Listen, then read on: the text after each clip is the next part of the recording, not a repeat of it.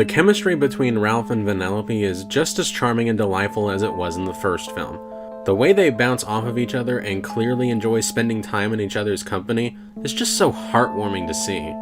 You can tell just by their interactions how close they've come over the years. Even if you haven't seen the first film, you can just sense their history together. The princesses talking about how they always find the answers to their problems by looking at their reflection in the water, that was actually kind of a smart observation, and original. I'll give them credit for that one. This joke. Do you have daddy issues? I don't even have a mom! Neither do we! It's an obvious joke, but the execution was just flawless. Also, that first mid-credit scene was absolutely hysterical. It's just so cruel that it was just awesome.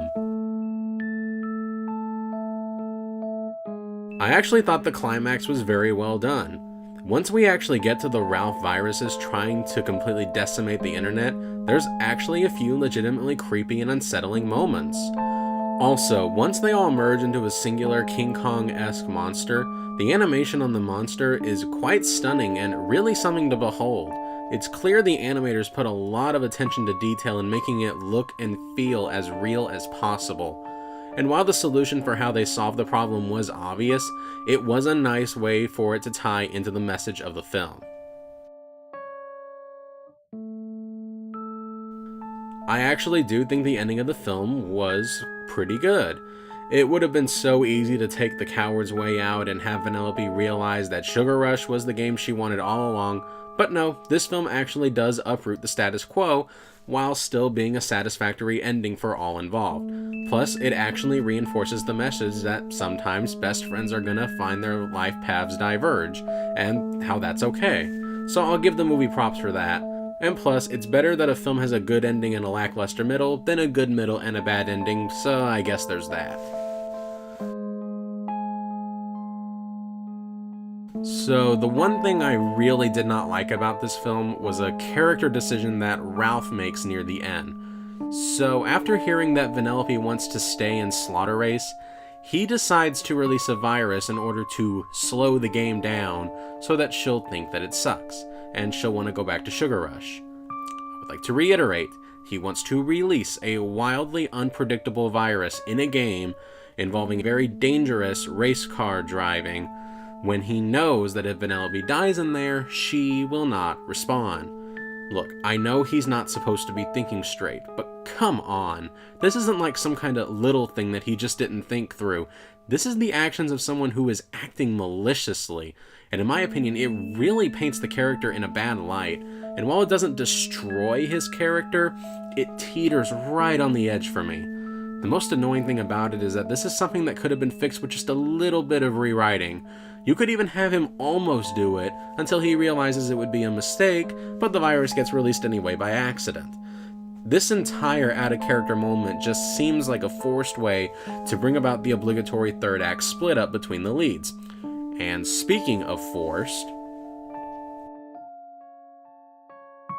one thing that kind of bugged me was how forced the Ralph overhears Vanellope talking to Shank about how she wants to stay in Slaughter's race scene was. So he tries calling her, and the phone is on her dashboard and is vibrating, and it falls off the dashboard and answers the call all on its own.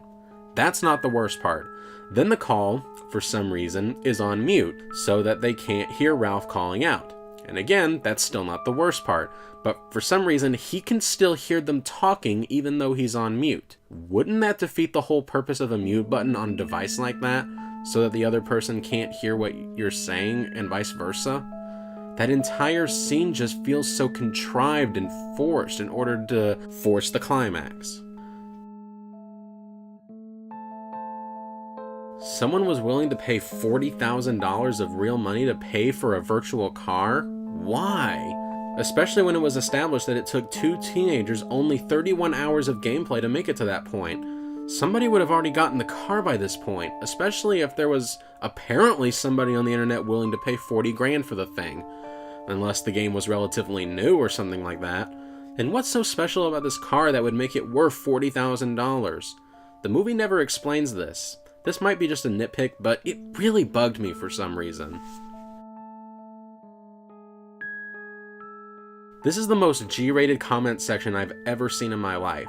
Trust me, those comments would be far, far worse in real life. And I know, it's a family film, so obviously you can't have swear words or sex jokes in there or anything like that. But then why even include this scene in the movie? It doesn't further the story, and it never comes back in any way. If it's supposed to be there to teach kids a lesson, then you're not doing them a favor by showing them a sanitized version of how the internet brings out, quote, the worst in people, unquote. Also, this entire scene just feels like a long roundabout way of saying, don't listen to the haters, it's getting old. Fix-It Felix Jr. and Sergeant Calhoun are barely in the film, which is extremely saddening because they were both great characters, and seeing them both sidelined in the sequel is disappointing to say the least. Thank you so much for watching. If you have another film that you'd like to see me tackle, feel free to leave it in the comment section below. Have a good day, and I'll see you next time.